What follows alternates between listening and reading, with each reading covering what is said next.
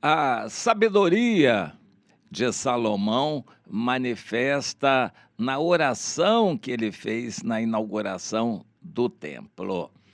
É bom a gente lembrar quem foi Salomão, aquele filho de Davi, um dos últimos filhos de Davi, que teve aquela situação complicada com relação à mãe dele, a Batseba, adultério. Davi mandou matar o marido da Batseba, depois Deus é que matou o filho daquele pecado, e por fim Davi, se sentindo culpado, teve um trato especial com a Batseba e Deus, demonstrando a graça, usou aquele casamento para poder gerar um filho que Davi cuidaria dele. Um filho, esse sim, teria um pai. Os outros filhos de Davi praticamente não tiveram pai. Davi não cuidou deles, mas com este, por causa da situação prévia, Davi se dedicou a educar e botou para o profeta Natã discipular o Salomão. Salomão teve o que havia de melhor espiritualmente falando para a sua orientação. Isso, Deus demonstrando um ato de graça em cima de um pecado horrível que Davi cometeu.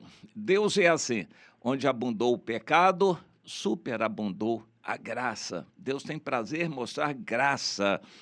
E então vamos entender o Salomão, logo cedo, entre 12 e 16 anos de idade, passou a reinar, muito novo ainda, adolescente, e foi buscar o Senhor, e Deus apareceu a ele em sonhos à noite, perguntou o que ele queria, e ele disse sabedoria. A sabedoria foi pedida, e a sabedoria foi manifesta de muitas maneiras. No meu entendimento, só uma delas acertada. Todas as outras manifestações da sabedoria de Salomão foram para a glória dele, enriquecimento, multiplicação de mulheres, de poder político, mistura com o mundo, com tudo aquilo que não era de Deus.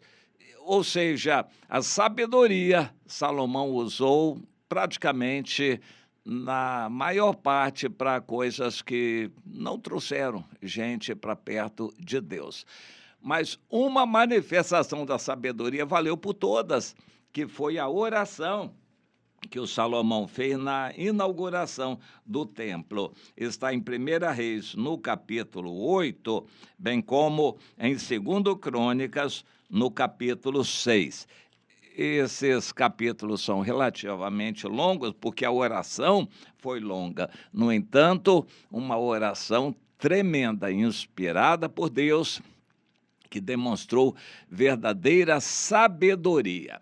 E isso é bom ser considerado no discipulado. O discipulado é um relacionamento entre duas pessoas, cada uma delas dotada de seu livre-arbítrio. Não há imposição. No discipulado não há muito espaço para dogmatização. Tem que ser assim, porque é assim, porque a igreja e o crente tem que fazer. Não tem que fazer nada. O discipulado é um relacionamento entre duas pessoas livres, dotadas de seu livre-arbítrio, mas que vão entender o que Deus quer e espontaneamente poderem atender ao que Deus quer.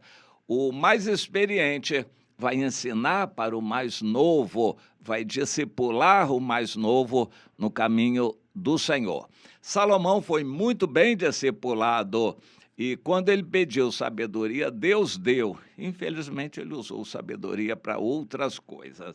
Mas nessa oração, quando ele concluiu a obra do templo, e é bom a gente lembrar que ele esperou muitos meses, 7, 8 meses, ele esperou desde que o templo foi concluído até que fosse inaugurado. Ele esperou para emendar a inauguração na festa dos tabernáculos.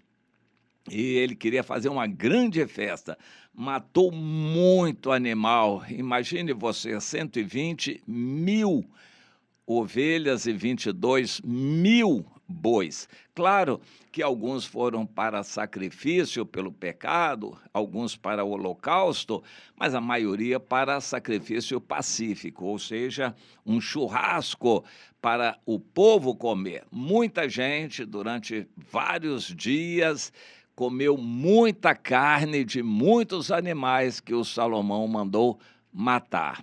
E eu tentei assim imaginar, aproximadamente eles teriam que matar ao mesmo tempo cerca de 700 animais para poder cumprir a meta de matar aqueles animais todos para o povo comer. Muitos animais ao mesmo tempo.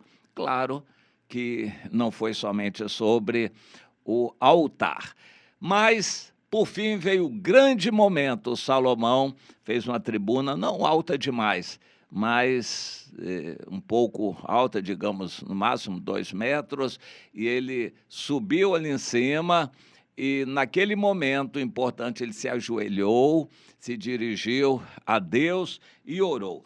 Nessa oração, basicamente, ele pediu que Deus usasse aquele templo para a glória dele, que Deus recebesse aquele templo, que Deus pudesse usar aquele templo para que as pessoas se voltassem para ele, e que naquele templo todas as pessoas que viessem orar fossem atendidas por ele. E ele trata de assuntos delicados. As pessoas virão orar quando estiverem em pecado, quando elas estiverem doentes, quando elas estiverem derrotadas, quando elas estiverem em juízo de Deus com suas terras contaminadas, seu patrimônio atingido, derrotados pelo inimigo, enfim, em situações difíceis as pessoas virão orar. Mas o Senhor use esse templo, primeiro, para que elas sejam justificadas. Depois, quando elas pedirem, então o Senhor atenda. Quando todo o teu povo sair para a batalha, primeiro eles vão se consertar, mas depois, quando eles orarem pedindo a tua ajuda, Senhor, vai com eles e abençoa-os na guerra, na luta, e assim por diante. Mas quando eles forem derrotados e levados para o cativeiro, mesmo lá no cativeiro, quando eles se arrependerem e se voltarem para ti confessando o seu pecado, então o Senhor atenda, o Senhor ouça a oração deles. Mesmo lá do cativeiro, quando eles estiverem voltados para cá, para esse templo, ouve, Senhor.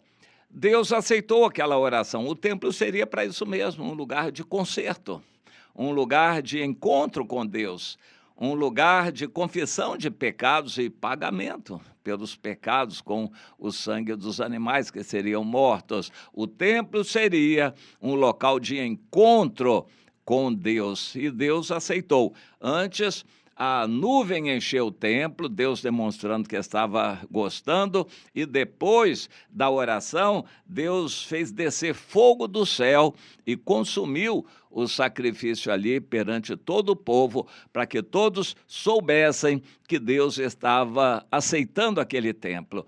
A glória de Deus entrou no templo e entrou para ficar. Porém, mais tarde, na época de Ezequiel, nós vemos a glória de Deus saindo daquele templo para não voltar mais. Naquele templo, não. Vamos aprender essas coisas, temos que ensinar para os novos discípulos. Você tem toda a liberdade de se achegar a Deus, porém não em pecado. Primeiro tem que se consertar, se arrepender da sua vida de pecado. Nós temos que ensinar isso para os novos. No discipulado, nós vamos ensinar isso. Deus está aberto a receber a sua oração, desde que primeiro você se conserte com Ele. A sabedoria que Deus deu a Salomão iluminou esse entendimento, que foi a base para toda aquela oração que Deus aceitou. Isso precisamos entender. Jesus veio primeiro para pagar seus pecados, para que você não continue nos pecados. da sua vida. E então, se consertando, confessando seus pecados, se arrependendo deles, você vai ter liberdade com Deus de orar, de pedir e receber maravilhas que Deus quer fazer. Primeiro, justificação. Tem que se consertar de seus pecados. Isso é a revelação tremenda que Deus deu a Salomão naquela oração onde a sabedoria verdadeira se manifestou. Aprenda para você ensinar para os outros também. Deus está aberto, mas não de qualquer jeito. Você vivendo em pecado, Deus não vai nem receber você.